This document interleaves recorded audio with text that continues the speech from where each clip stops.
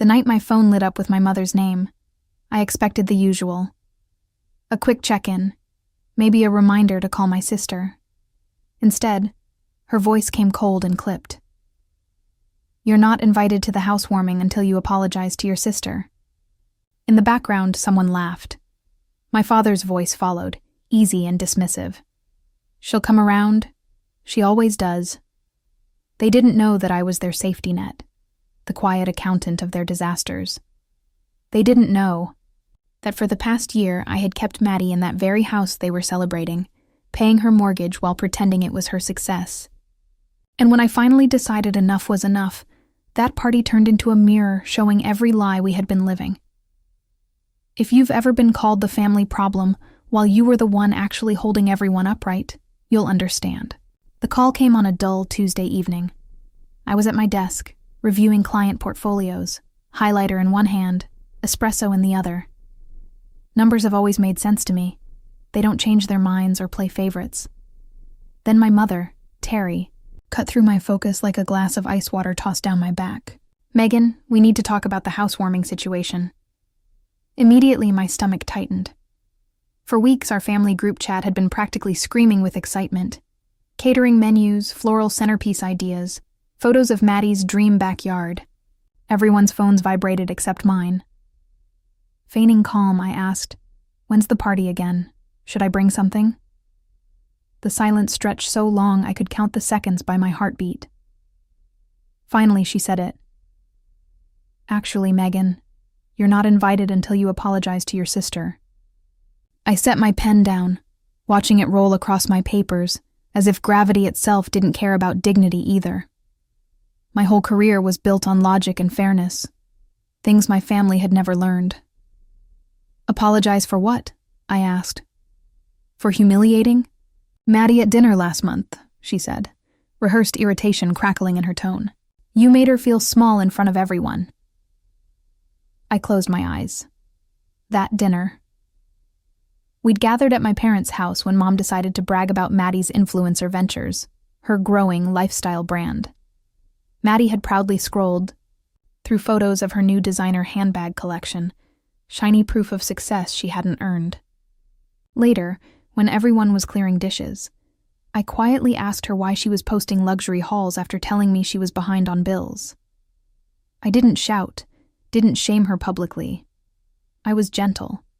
Maybe too gentle. She stormed out crying anyway. Now that tiny attempt at honesty had apparently turned into my greatest sin. "You embarrassed her, Megan," Terry continued. "She doesn't want you there. Until you apologize and promise to be more supportive. Stay away." In the background, I heard Maddie's voice, brittle with smug confidence.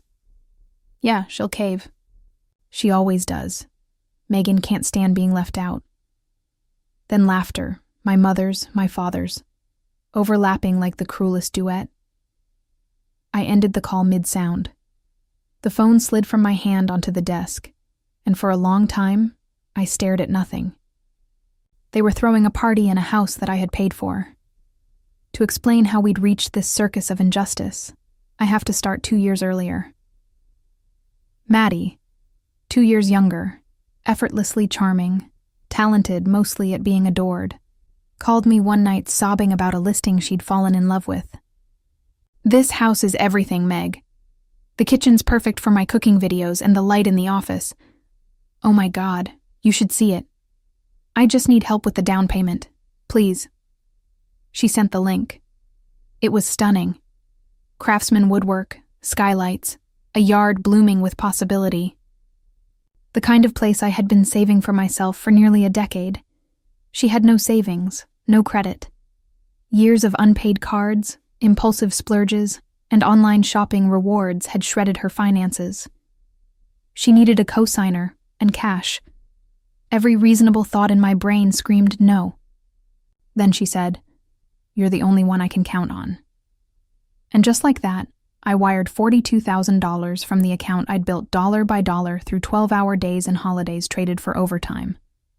My dream house became her foundation. At first, I told myself it was fine. This was family. Families helped each other, right? But 3 months later, she called again.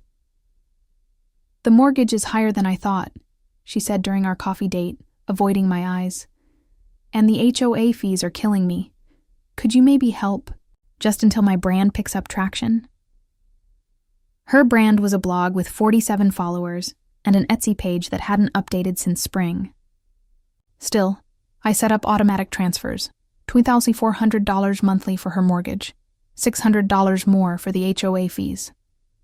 When her power got shut off for non-payment, I quietly covered that too. I funded an entire year of her life under the warm glow of her fairy light Instagram stories. She posted captions like, "Work hard, stay grateful, manifest your blessings." Her blessings wore my initials. The night of the infamous dinner, her latest investment purse became the centerpiece of conversation, an $800 leather monument to bad decisions. I pulled her aside, voice low. "Maddie, didn't you say you were still behind on bills? Maybe slow down on big purchases for a bit." Her face turned sharp and red. "God, Megan, you're so judgmental. You don't get it. You think life's all spreadsheets and budgets. You make money, but you don't live." She ran from the table theatrically, tears already forming. My parents rushed after her, their precious child in distress. I stood there holding empty plates while Gabriel shot me the look reserved for villains who ruin holidays. Somehow the story morphed overnight into poor Maddie, bullied by her rich sister. Nobody mentioned that my so-called riches were already living under Maddie's roof. And now, weeks later, the punishment had arrived. Banishment. The irony was painful enough to be funny. My parents were busy planning a grand celebration for my sister's achievement, while the woman who made that achievement possible was being exiled for puncturing the illusion. I leaned back in my chair, the spreadsheet glowing on my monitor. Numbers have never lied to me, even when people did. 2 years of transfers, 1 savings account drained, and a lifetime of thankless rescues stacked neatly in decimals and dates. They wanted an apology. All I could think was, one simple cancellation. Notice in my bank system could speak louder than 1,000 sorries, because the housewarming that was supposed to celebrate Maddie's fantasy, soon enough, it was going to turn very, very cold. Somehow I was the villain for questioning why someone who couldn't afford her mortgage was buying luxury handbags. That night, sitting in my small apartment, the apartment I'd stayed in instead of buying my own house because I'd given my down payment to Maddie, I finally understood the dynamic I'd been trapped in. I was the family ATM, useful when money was needed, disposable when accountability was requested. The night Terry called to uninvite me from the housewarming, I sat at my kitchen table and pulled up my banking records. One by one, I printed every transaction. The $42,000 down payment highlighted in yellow, 12 monthly mortgage payments of $2,400. Highlighted in blue, the HOA fees, the utility payments, even the $300 I'd sent when Maddie said she needed emergency car repairs that turned out to be new rims. When I was done, I had a 3-in binder that told the story of how Maddie's dream house had really been built. I labeled it in black Sharpie, the house that Megan built. The math was devastating. In 1 year, I'd transferred $343,800 just in mortgage payments. Add the down payment, utilities, HOA fees, and emergencies, and I'd spent over $85,000 creating Maddie's perfect life. But what hurt more than the money was the eraser. In every family conversation, Maddie was celebrated for her achievement. "Look how well she's doing." Terry would beam. "She's so independent, making it work on her own." My parents had no idea that their youngest daughter's independence was funded entirely by their oldest daughter's sacrifice. The housewarming party arrived on a crisp Saturday in October. My phone exploded with photos from family and friends. Maddie posing in front of her gorgeous front door. Guests sipping champagne in the living room I'd paid for. Terry and Gabriel beaming proudly beside their successful daughter. I wasn't there, but I was busy that day, because the week before, I'd done something that would change everything.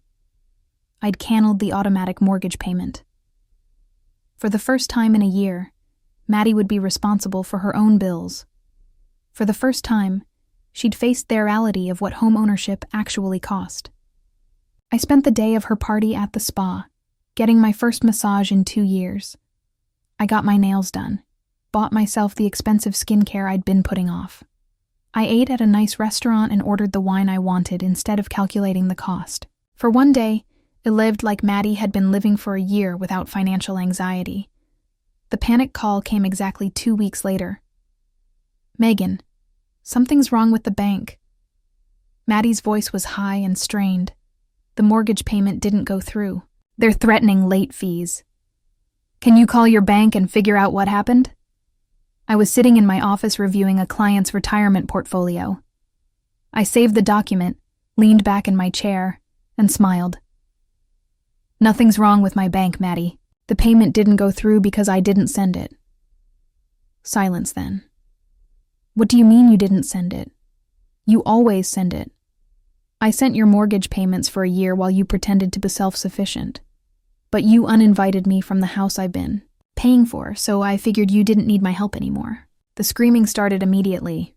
"You can't just abandon me like this. You know I can't afford this place without help. Then maybe you shouldn't have bought a house you couldn't afford," I said calmly. "And maybe you shouldn't have banned me from celebrating the home I've been funding. But I need this house. It's my dream. You're my sister. I'm your sister when you need money," I replied. "But apparently I'm persona non grata when you want to throw parties. You made your choice, Maddie. Now live with it." She hung up on me, but not before I heard her sobbing. The family intervention happened 3 days later. Terry and Gabriel showed up at my apartment unannounced, their faces tight with righteous anger. "How could you do this to your sister?" Terry demanded before I'd even fully opened the door. "She's devastated. The bank is calling her every day." "She's a grown woman," I said, stepping aside to let them in. "She bought a house. Houses come with mortgages. That's her responsibility, not mine." Gabriel's face was red with frustration. "But you've been helping her. You can't just stop without warning." "Actually, I can," I said, walking to my desk and pulling out the binder. "And here's exactly why." I set the house that Megan built on my coffee table and opened it to the first page. Gabriel's eyes widened as he saw the highlighted numbers. "1,000 for the down payment," I said, flipping pages. $2,400 every month for the mortgage, $600 for HOA fees, average of $300 monthly for utilities and emergencies. Terry's mouth fell open as she processed the numbers. You paid for all of this for a year?" I said, while Maddie posted about her success and independence. "While you both praised her for making it on her own. While I lived in this 1-bedroom apartment because he gave her my house fund." The room was dead silent except for the sound of pages turning as Gabriel read through the evidence.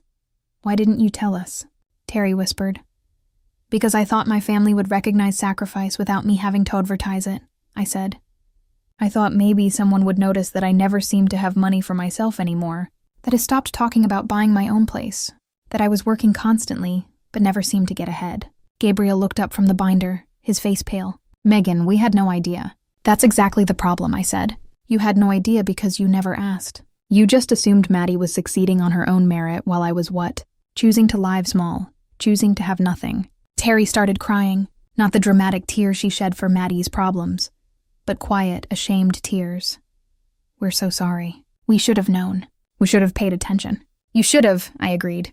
"But more than that, you should have respected me enough. Not to ban me from a house I built. You should have asked Maddie how she was really affording her lifestyle before you. Celebrated her independence." The silence stretched between us, heavy with years of unexamined assumptions. "What do you want us to do?" Gabriel finally asked. "Nothing," I said. "This isn't about you anymore. This is about me finally setting boundaries. I'm done being the invisible foundation that holds up everyone else's dreams." 2 weeks later, Maddie's perfect life started crumbling in real time. The late fees piled up when she couldn't make the full mortgage payment. Her Instagram posts shifted from celebration to subtle panic, selling some of her designer items, posting about downsizing and simplifying. The bank called her daily. When she tried to refinance, they laughed at her debt-to-income ratio. She looked into selling, but the market had shifted, and she owed more than the house was worth. Meanwhile, I breathed freely for the first time in years. I redecorated my apartment, bought myself new furniture, booked a weekend trip to Portland I'd been putting off for 2 years. I started saving again, this time for my own future. Terry called every few days, trying different tactics. First, guilt. She's your sister, Megan. Family helps family. Then, desperation. She might lose the house. Finally, bargaining. What if she apologizes? What if we all apologize? But I'd learned something important during my year of financial slavery. Apologies don't fix exploitation. Boundaries do. The calls from Maddie stopped after that first conversation. According to Jean, our aunt who still spoke to everyone, Maddie was furious that I'd ruined her life and destroyed her dreams. She told people I was jealous, vindictive, that I'd always resented her success. The irony was perfect. She was calling me jealous of a success I'd literally purchased for her. 3 months after I stopped paying her bills, Maddie moved back in with Terry and Gabriel. She lost the house, my house, to foreclosure. The Instagram post stopped, the lifestyle blog died, the Etsy shop closed. She got a job at a marketing firm, her first real job in 3 years. According to Jean, she was angry all the time, bitter about having to work like normal people. I felt no satisfaction in her downfall, but I felt immense relief in my freedom. For the first time since college, I was living for myself instead of funding someone else's dreams. Months later, I bought my own house, not as grand as the one I'd bought for Maddie, but perfect for me. A small craftsman bungalow with a garden and a reading nook. I paid cash, money I'd saved in the month since cutting off my family's financial pipeline. The housewarming party I threw was small but genuine. Real friends who knew mystery, colleagues who respected my work, my Aunt Jean, who'd watched the family dynamics with growing concern for years. We ate good food, drank good wine, and celebrated something that was actually mine. Terry and Gabriel weren't invited.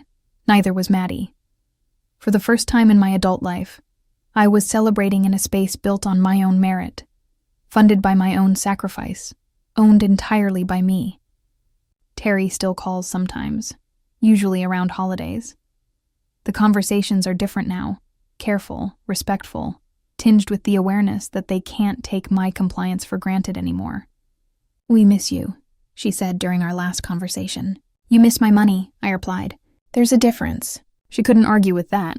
Maddie and I haven't spoken in over a year. Jean tells me she's doing better. She kept the marketing job, moved into her own apartment, seems to be learning what actual independence looks like. Part of me hopes she's learned something from losing everything I'd given her. But that's not my responsibility anymore, because I finally understand the difference between family and business.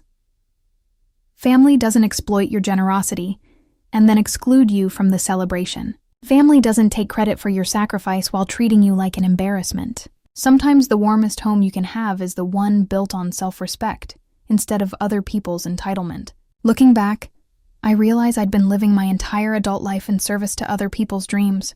I thought that made me generous, but really it made me invisible. I was the foundation everyone built on, but nobody acknowledged. The hardest part wasn't losing the money. It was losing the illusion that my sacrifice was valued. But that loss led to the most important discovery of my life. Boundaries aren't walls that keep love out. They're the foundation that makes genuine love possible. My house might be smaller than the one I bought for Maddie, but it's built on something stronger than mortgage payments. It's built on self-respect, on the understanding that I deserve to be treated as more than a funding source with feelings. If this story resonated with you, hit that like button and subscribe for more stories about setting boundaries and choosing self-respect over family dysfunction. Have you ever been excluded by the very people you sacrificed for? Share your story in the comments. Sometimes the best revenge isn't destruction. It's building a life so good that the people who took you for granted become irrelevant to your happiness.